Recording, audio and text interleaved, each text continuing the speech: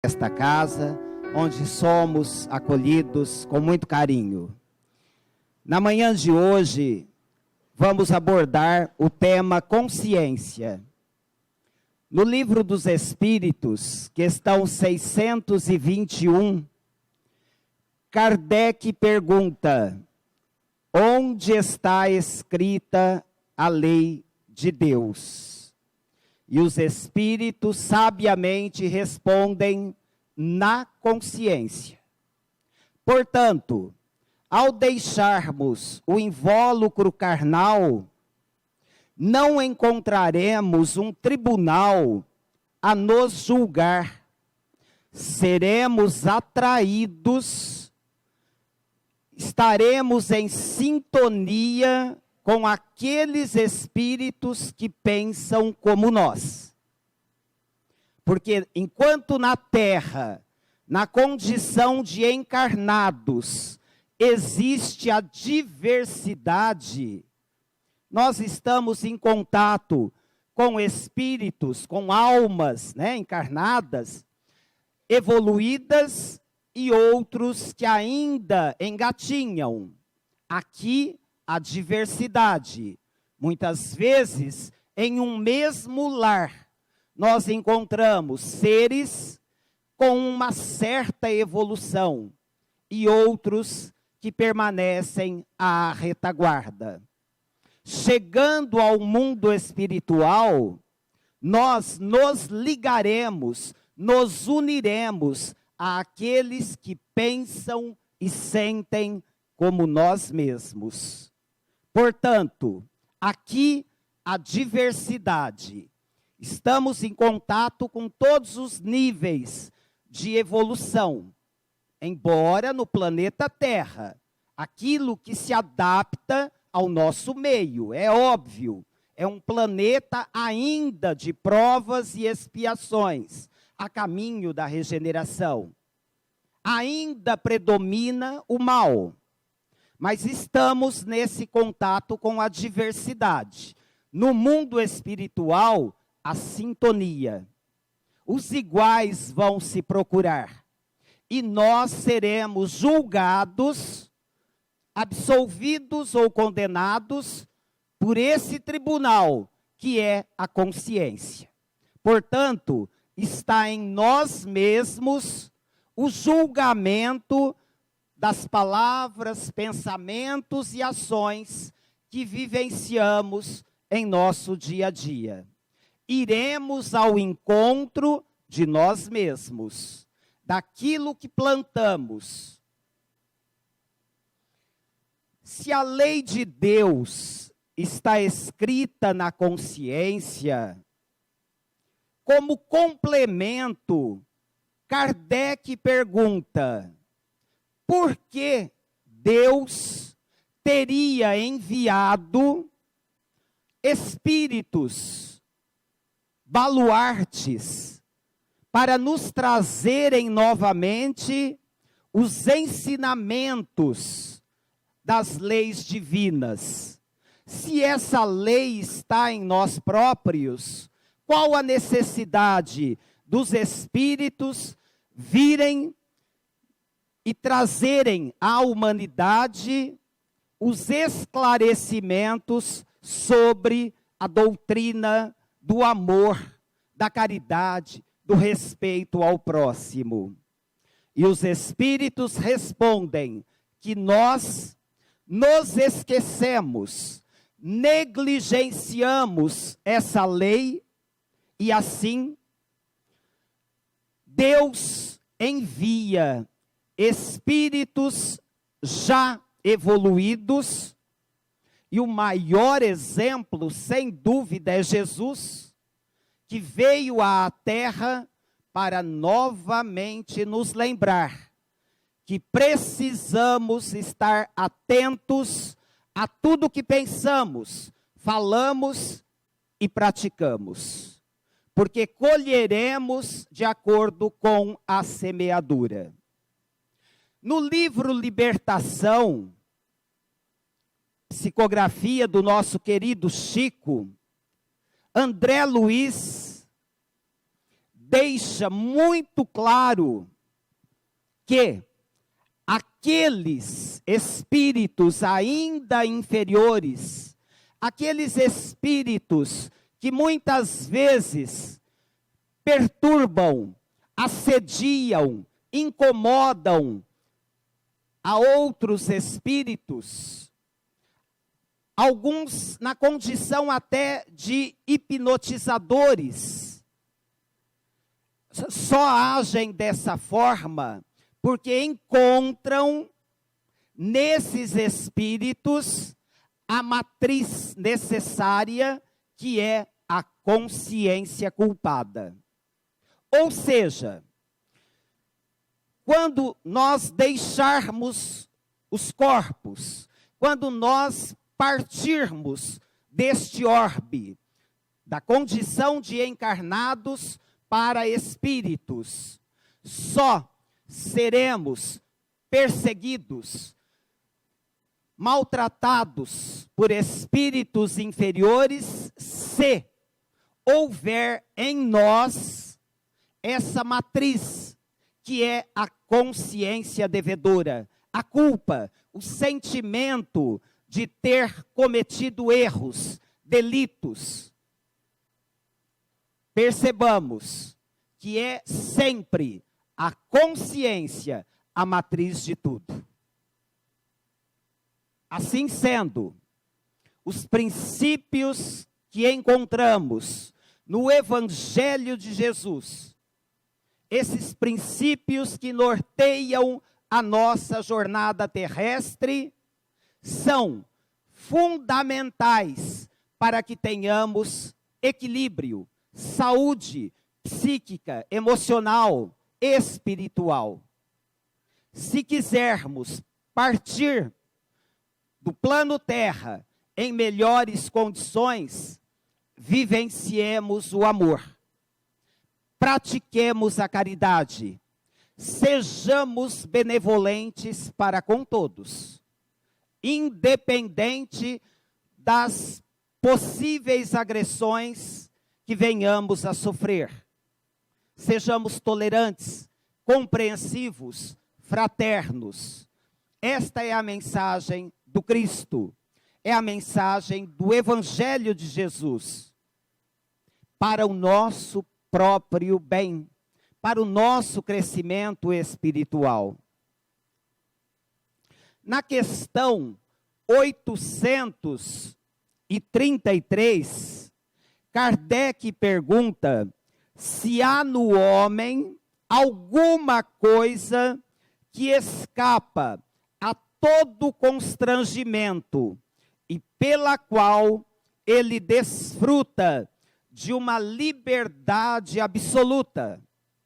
Respondem os espíritos: é no pensamento que o homem goza de uma liberdade sem limites, porque não conhece entraves. Pode-se deter-lhe o voo, mas não aniquilá-lo. Ninguém pode, nenhum encarnado pode nos impedir de pensar. Pensamos livremente. Cada qual tem as ideias, os pensamentos que lhe são próprios, de acordo com o seu nível de elevação. Não conhecemos entraves para o pensamento, sabemos disso. Quantas vezes somos surpreendidos por pensamentos que não gostaríamos de ter? Acredito que todos nós. E ninguém pode bloquear, impedir que nós pensemos. Somos livres para pensar. No entanto, vejamos a pergunta posterior. O homem é responsável pelo seu pensamento? ele é responsável diante de Deus. Só Deus, podendo conhecê-lo, absolve ou condena segundo a sua justiça. Deus está em nós. Está na própria consciência. Seremos, portanto, condenados ou absolvidos dentro de nós mesmos. Daí a importância do autoconhecimento. Seremos, portanto, responsabilizados também por tudo que pensamos. Ao pensar, imprimimos marcas no perispírito, marcas salutares, quando esses pensamentos são bons, positivos, de ânimo, de fortaleza, marcas de dor, de sofrimento, de enfermidade, quando esses pensamentos são inferiores, negativos, pessimistas. Daí, a informação que a doutrina espírita nos traz: somos médicos de nós mesmos. Cada qual desenvolve em seu campo íntimo o equilíbrio ou a desarmonia, o bem-estar ou o sofrimento. Somos nós que criamos a enfermidade ou promovemos a saúde.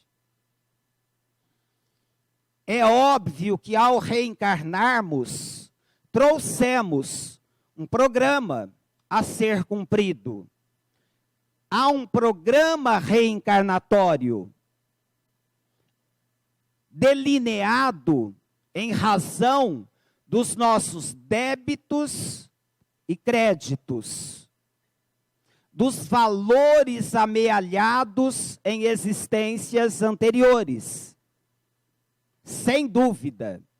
Porém, esse programa delineado antes da nossa vinda não significa que estejamos de tal forma amarrados a ele que não tenhamos o livre-arbítrio para definir rumos novos, rumos de paz, de harmonia. A enfermidade que muitas vezes se instala em razão desses débitos do passado, será na presente encarnação, em razão desse débito, essa enfermidade poderá ser agravada ou amenizada, sempre como consequência dos nossos pensamentos, palavras e ações. Eu posso melhorar esse programa, como eu posso torná-lo mais sério, mais grave. São escolhas que nós fazemos. Temos o livre-arbítrio. Escolhemos caminhos. Delineamos novas jornadas. E estamos, através das nossas ações no presente, traçando já para as próximas reencarnações um novo programa.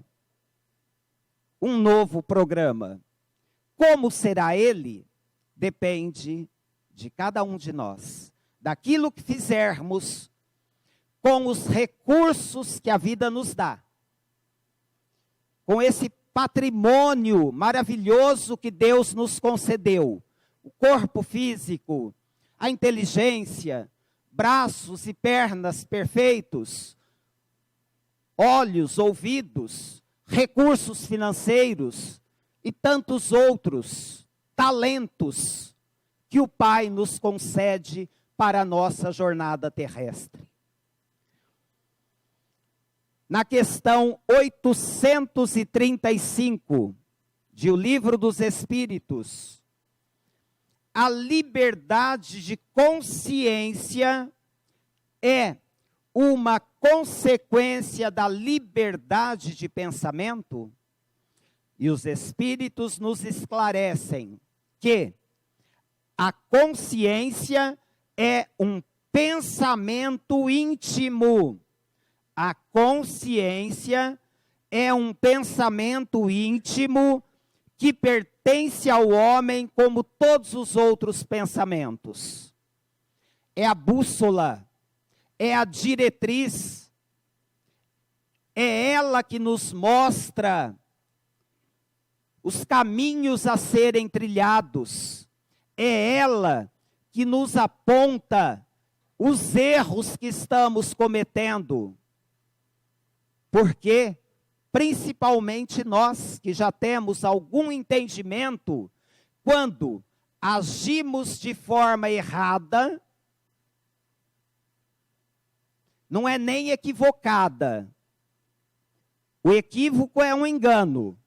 Nós, espíritas, temos consciência do dever a cumprir. Quando agimos erradamente, a consciência nos mostra que precisaríamos rever os valores da vida, valores que nós já temos no campo da intelectualidade, mas que ainda não incorporamos ao coração. O Haroldo nos diz muito isso. Que nós precisamos dessa intelectualidade, desse conhecimento, porém, esse conhecimento, essa intelectualidade precisa ser incorporada, vivenciada, sentida. É preciso a prática, a vivência. Jesus disse: conhecereis a verdade e a verdade vos libertará. Observemos essa frase: conhecereis a verdade. Ele não disse já estareis livres. Conhecereis a verdade e a verdade vos libertará. Portanto, conhecer simplesmente não é vivenciar ainda. Conhecer está no campo do intelecto. Colocar em prática esse conhecimento do Evangelho de Jesus, esse conhecimento que a doutrina nos traz, eis o segredo maior, que verdadeiramente vai nos libertar. Conhecereis a verdade, e a verdade vos libertará. A libertação vem depois, quando colocamos em prática essa verdade. Quando vivenciamos, quando aplicamos.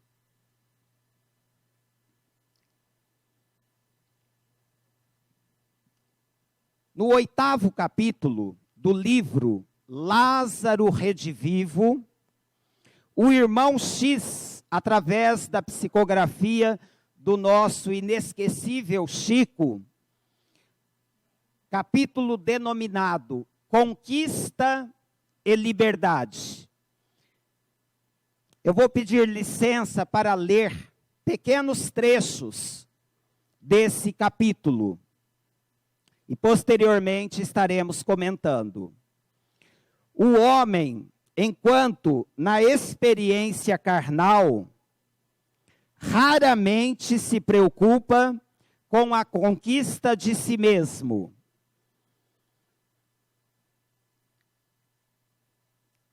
Virtude santificante e sabedoria libertadora.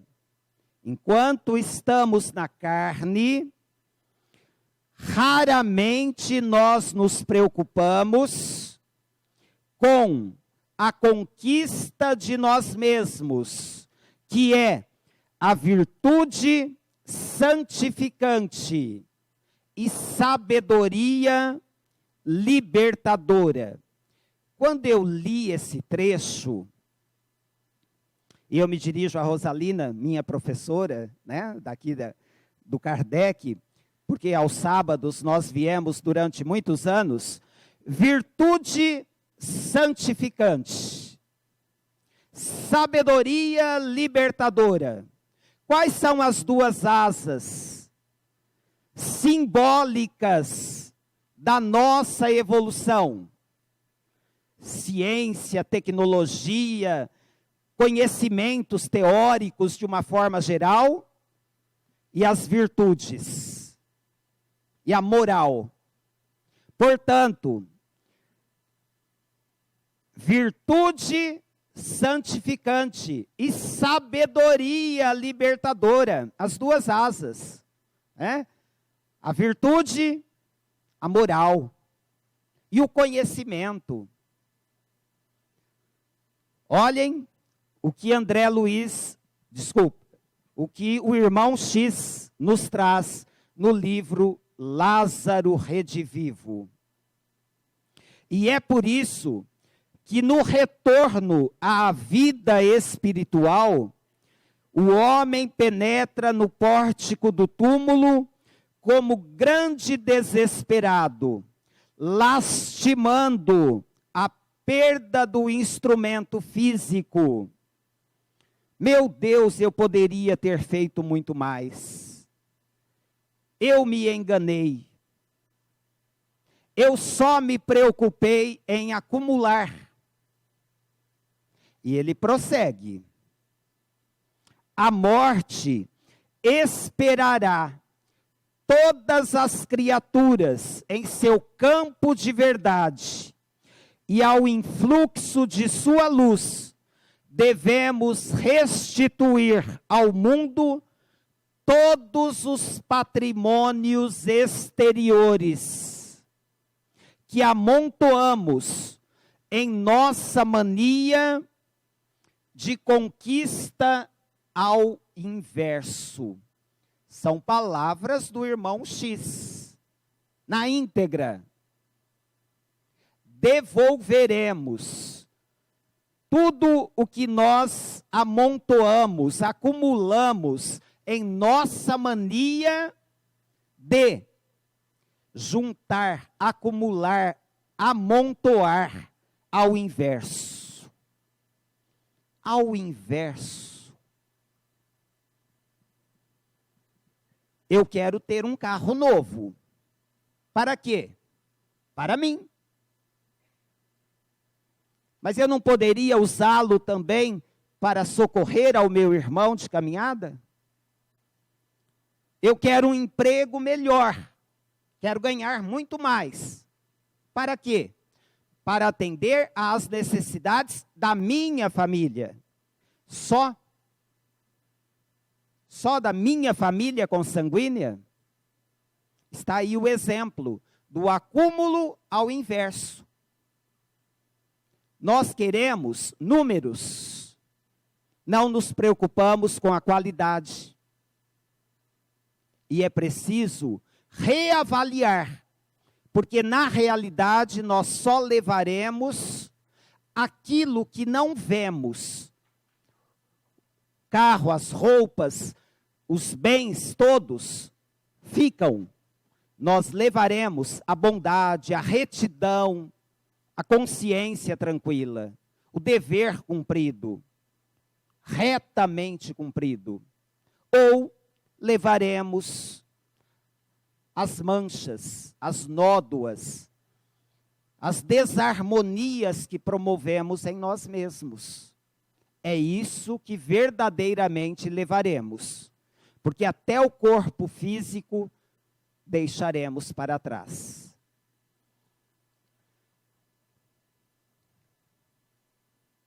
No entanto, a morte nos convida a revelar o que amontoamos dentro de nós mesmos.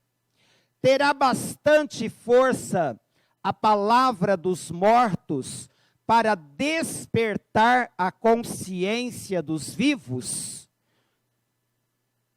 Pergunta irmão X. Não acredito, ele mesmo responde.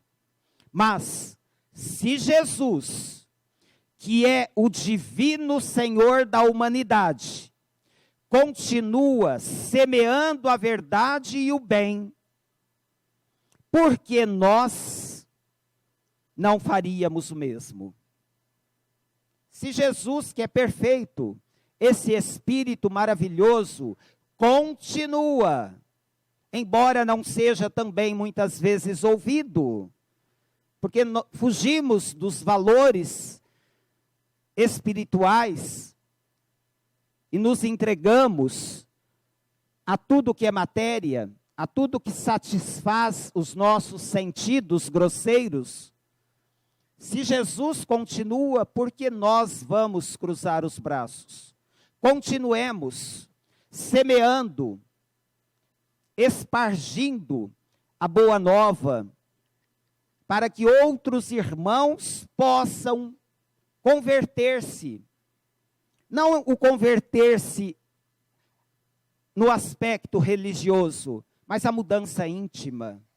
A mudança dos seus clichês mentais, comportamentais. É essa conversão que nós precisamos realizar. A reforma íntima. A transformação moral.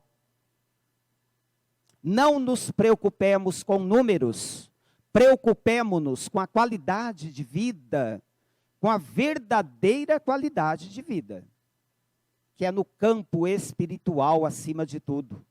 São esses valores morais que nos promoverão, que nos darão a garantia de uma passagem mais tranquila. É o verdadeiro passaporte para a grande viagem que todos nós empreenderemos. Essa viagem será realizada por todos, sem exceção. Nós sabemos disso, mas tão poucas vezes paramos para pensar.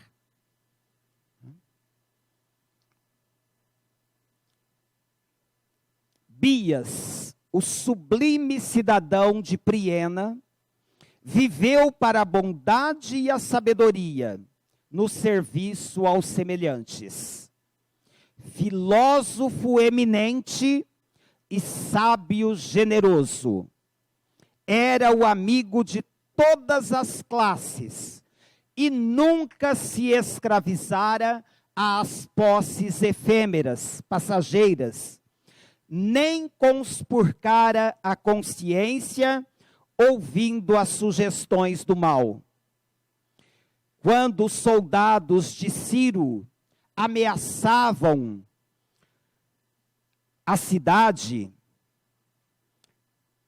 com invasão e ruínas, seus compatriotas amealhavam apressadamente seus pequenos tesouros. Homens, mulheres, velhos e crianças atropelavam-se, cada qual querendo salvar o que lhe pertencia. Algumas joias, tapetes caros, recursos, outros, de uso puramente material. Ao observarem que Bias se mantinha tranquilo, sereno, perguntaram-lhe: não vais levar nada? E ele respondeu: eu trago tudo em mim. Eu trago tudo em mim.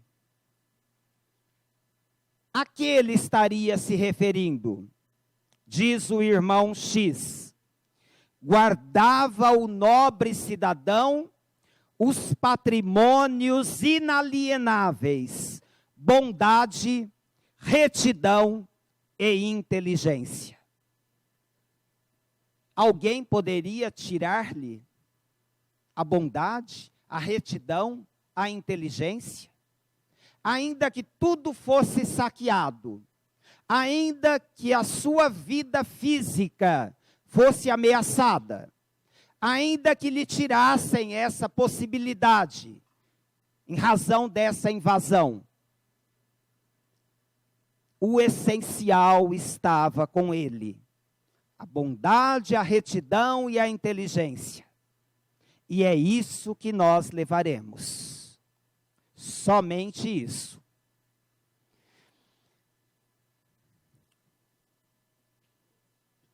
Para finalizar, no livro Libertação, André Luiz nos traz a seguinte informação: que a memória é um disco vivo e milagroso. Fotografa as imagens de nossas ações e colhe o som de tudo que falamos e ouvimos. Por intermédio dela, somos condenados ou absolvidos. É a consciência. Estamos registrando em nós, ainda que fique temporariamente esquecido, ainda que esteja lá nos nossos arquivos do inconsciente, nada está perdido. Aliás, nós trazemos essa bagagem das existências anteriores, está tudo arquivado, é o inconsciente profundo que cada ser humano traz em si, está tudo em nós. Todas as ações do passado, todas as falas, todos os sons, está tudo registrado em nós. André Luiz deixa claro que é um disco vivo que registra tudo isso. Registra tudo isso. Hoje a própria ciência está avançando nesse campo. A psicologia, né, já está tendo um nível de compreensão do que o nosso inconsciente é capaz de absorver, de registrar.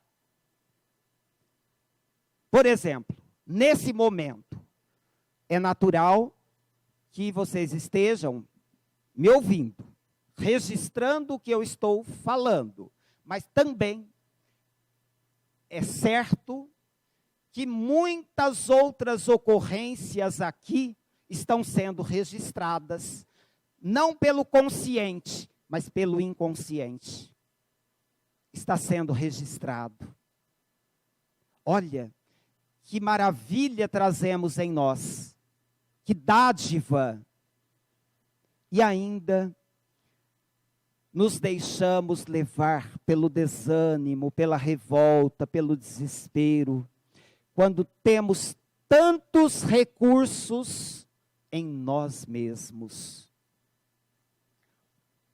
André Luiz e uma equipe de socorristas, quando chegaram à casa de um médico, porque eles desejavam dar-lhe intuições para o socorro a uma enferma que estava recebendo a intercessão do Pai no mundo espiritual, Margarida, no livro Libertação, quando chegam à casa desse médico para o trabalho da intuição, para o trabalho da sugestão espiritual, para um diagnóstico acertado e um tratamento coerente, perceberam que a jovem senhora, esposa do médico, tinha todas as características físicas de uma pessoa distinta. As aparências eram de uma pessoa distinta. A maquiagem, o penteado, as joias eram discretas, aparentava ser uma senhora distinta. Porém, eles notaram fluidos pesados. Notaram que era apenas aparência. Logo após o almoço da família, uma discussão entre o médico e a esposa. Ela recolheu-se para o descanso e naquele sono rápido, houve o desprendimento parcial do perispírito e André Luiz, assustado, pôde comprovar que aquela belíssima senhora, com todas as aparências exteriores, não era verdadeiramente uma dama distinta. O seu perispírito aparentava ser uma bruxa dos velhos contos infantis. Parecia uma bruxa. Tinha alguns traços daquela senhora, é lógico. Era o seu perispírito, mas deformado em razão da sua conduta, em razão do seu comportamento, que não se assemelhava àquelas aparências exteriores. E aí, ele complementa em seu livro, Libertação. O homem e a mulher, com os seus pensamentos, palavras e atos, criam no íntimo a verdadeira forma espiritual a que se acolhem. Cada crime, cada queda, deixam aleijões e sulcos horrendos no campo da alma, tanto quanto cada ação generosa e cada pensamento superior acrescentam beleza e perfeição à forma perispirítica, dentro da qual a individualidade real se manifesta, principalmente depois da morte do corpo denso. Há criaturas belas e admiráveis na carne, e que, no fundo, são verdadeiros monstros. Do mesmo modo que há corpos torturados e detestados no mundo, escondendo espíritos angélicos de celestial formosura. Não nos enganemos com as aparências. Muitas vezes, um corpo belíssimo esconde um espírito deformado. Assim como um corpo deformado em uma cama pode esconder ali um corpo espiritual belíssimo, cheio de luz, de bondade, de resignação. Claro, corpos belíssimos podem também esconder ali espíritos belíssimos e vice-versa. Corpos monstruosos podem esconder também espíritos cheios de mágoa, de revolta, de ódio. Mas não são as aparências que devem tocar fundo os nossos corações. É a essência, é a alma, é o conteúdo, é esse mundo íntimo. Meus irmãos, que a doutrina espírita continue encorajando-nos para a luta do dia a dia, que nós encontremos eco em cada princípio evangélico, em cada orientação que o Cristo nos traz, para modificarmos a nossa conduta, o nosso comportamento no dia a dia. Muita paz e que Jesus nos ampare e abençoe. Um abraço fraterno a todos. Palmas a Jesus.